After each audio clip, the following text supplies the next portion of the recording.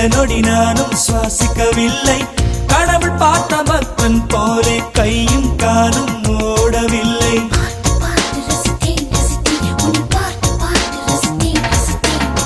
தேவதையும் பேருந்தில் வருமா, கனவா நனவா தோன்றவும் இல்லை.